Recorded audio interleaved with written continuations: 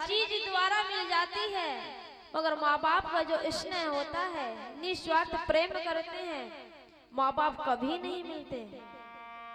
पत्नी आपसे प्रेम करेगी तो उसे स्वार्थ होगा, बच्चे प्रेम करेंगे उन्हें स्वार्थ होगा, मगर एक माँ बाप ऐसे होते हैं जो अपने बच्चों से निस्वार्थ प्रेम करते हैं। बोलना पड़ेगा, बोलना पड़ेगा। राधे राधे। क्योंकि चाहे पुत्र माँ बाप को भोजन दे या ना दे, फिर भी माँ बाप के मन से यही दुआ निकलेगी, चलो कोई बात नहीं, वो हमें नहीं दे रहा तो अपनी घर गृहस्थी का पालन तो कर रहा है। चाहे कितना भी दिल दुखा लेना माँ का, मगर माँ का मन हमेशा यही दुआ देगा कि मेरे बच्चे सही सलामत रहे। माँ बाप जैसा प्रेम कोई नहीं कर सकता, चाहे कोई बहन हो, चाहे भैया हो, कोई भी हो, कोई किसी का नहीं है। देख लिया संसार हमने, देख लिया यहाँ कोई किसी का न यार, हमने देख लिया बन के रिश्तेदार, हमने देख लिया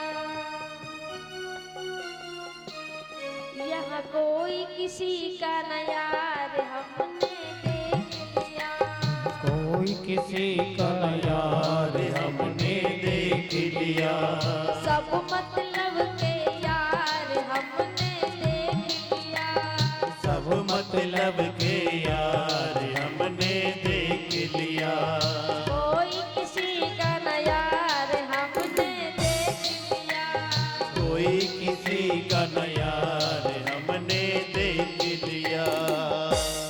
यहाँ कोई किसी का नहीं है। जब तक तुम काम आते रहोगे तो इंसान तुम्हें याद रखेगा, और जब उसका काम निकल जाएगा तो तुम्हें ऐसे फेंक देंगे जैसे दूध में से मक्खी निकाल कर फेंक देते हैं। आप इस परिवार से, इस मोहल्ले से, किसी गांव से 4 दिन अलग होकर देखिए, तुम्हारा नाम तक भूल जाएंगे लोग। भूल जाएंगे, नहीं भूल जाएंगे, कोई नहीं पहचानता किसी को। ये मतलब की दुनिया है, मतलब की रिश्तेदारी है, यहाँ कोई किसी का नहीं है प्यारे, भगवान ही है सब कुछ। सुखदेव बाबा कहते हैं, हे राजा परीक्षित, जब पांडवों का महाभारत युद्ध शांत हुआ तो उनके जीवन में एक सूर्य ग्रहण पड़ा। एक बात याद आ गई, जो ये दीपावली आई है तो उस दिन सूर्य ग्रहण है। आज तो एकादशी थी, इसलिए तुलसी पत्र नहीं तोड़ते, तोड़ते तो द्वादशी में भी नहीं है, परंतु आप कल तुलसी के पत्र 12 बजे से पहले तोड़ कर रख लेना, क्योंकि कल 22 तारीख है, परसों 23 से 23 का रविवार है, तो तुलसी मैया को स्पर्श नहीं करते और ना ही जल देते हैं। और सूर्य ग्रहण 24 तारीख में है, दीपावली के दिन, तो कल सभी तुलसी पत्र तोड़ कर रख लेना, और जिसे सूर्य ग्रहण पड़ेगा अपने अन्न में, खाने पीने के सभी सामान में तुलसी पत्र मिला देना, क्योंकि सूर्य ग्रहण पड़ने से वो चीज अशुद्ध हो जाती है। जो पानी की टंकी होती है उसमें तुलसी के पत्र डाल देना, जो आटा है, चीनी है, चावल है, दाल वाल वगैरह वगैरह जो भी चीज है उनमें एक एक तुलसी का पत्र डाल देना, तो आपका वो भोजन, खाने पीने का सामान अशुद्ध नहीं होगा। तो पांडवों के जीवन में एक बार सूर्य ग्रहण पड़ा। अब तो कलयुग का प्रभाव है, हर महीने सूर्य ग्रहण, चंद्र ग्रहण, सोमती मावस। सुखदेव बाबा कहते हैं कि पांडवों के जीवन में कभी सोमती मावस नहीं आई, और आज हर महीने सोमती मावस आती है। ये सब कलयुग का प्रभाव है।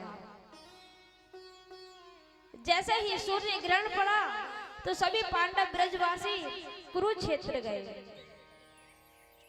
और वहां दान पुण्य किया। उसी क्षेत्र में भगवान कृष्ण अपनी पटरानियों के साथ आए हुए थे, तो भगवान की कुटिया बनी हुई थी। तो आज भगवान कृष्ण को जैसे ही शयन कर रहे थे तो यशोदा माँ बराबर से निकली और मन में से ये निकला कि पता नहीं मेरा कन्हैया कब मिलेगा मुझे, पता नहीं कुछ खाता भी है या नहीं खाता।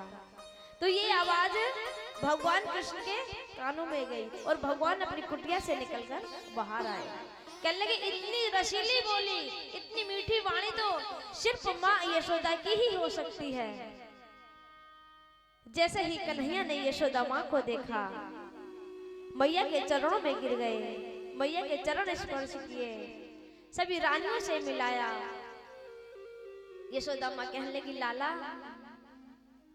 तू तो बहुत बड़ा हो गया, मैं तो सोच रही थी पता नहीं मेरा कन्हैया मुझे पहचानेगा या नहीं पहचानेगा। भगवान कृष्ण कहते हैं माँ, जिस माँ ने मुझे चलना सिखाया है मैं उस माँ को कैसे भूल सकता हूँ। भले से मैं द्वारिकापुरी का राजा बन गया, मगर जो प्रेम मैंने तुमसे पाया है वो प्रेम मैंने आज तक किसी से नहीं पाया। भगवान कृष्ण की पटरानियां कहने लगी हे स्वामी, हमने सुना है ब्रजवासियों के साथ आज राधिका रानी भी आई हुई हैं, आपका आदेश हो तो हम राधा रानी के दर्शन कर आए। भगवान ने आदेश दिया कि राधा रानी से मिलने तो जाना मगर खाली हाथ मत जाना। तो आज भगवान कृष्ण की पटरानियों ने क्या किया कि उबलता हुआ दूध एक बेले में भरा और उस दूध को लेकर राधा रानी से मिलने गई। जैसे ही राधा रानी के दरबार में पहुंची तो पहले गेट पर उनकी नौकरानी बांदी वगैरह खड़ी थी।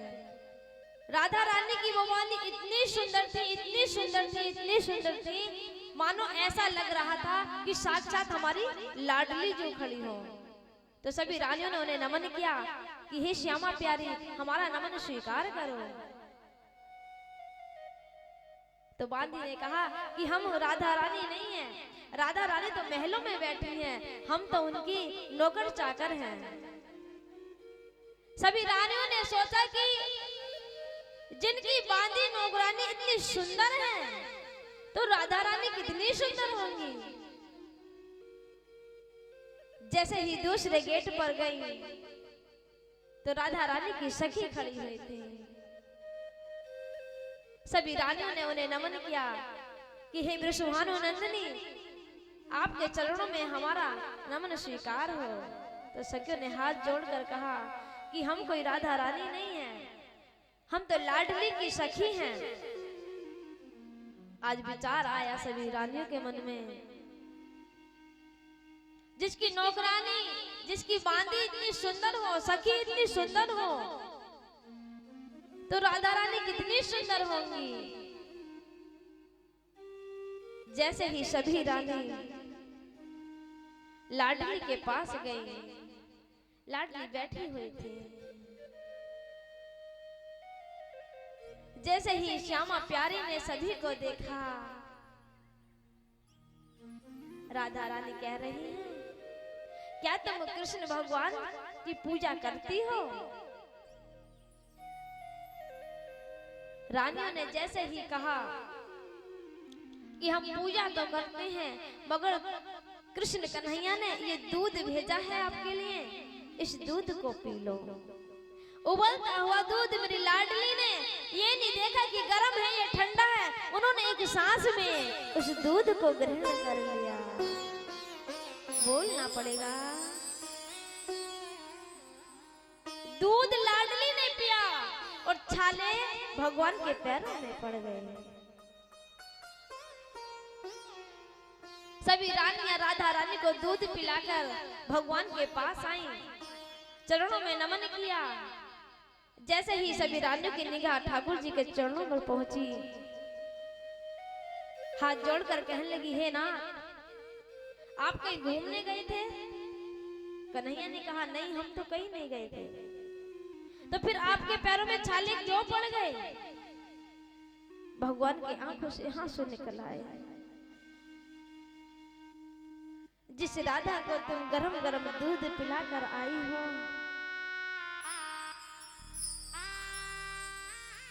उनके जो चरण हैं मैं अपने हृदय में रखता हूँ।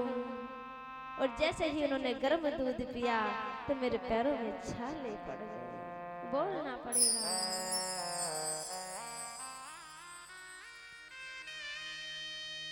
इसलिए प्रेम एक माँ से भी हो सकता है, प्रेम एक बहन से भी हो सकता है, प्रेम एक भैया से भी हो सकता है, मगर आजकल के लोगों ने प्रेम को गंदा बना दिया। प्रेम के बिना ये संसार नहीं चल सकता। प्रेम पर ही ये दुनिया टिकी हुई है। यदि आप किसी का सम्मान करोगे तो सम्मान आपको मिलेगा, और आप किसी का सम्मान नहीं करोगे तो आप भी उम्मीद मत रखना कि हमें सम्मान मिलेगा।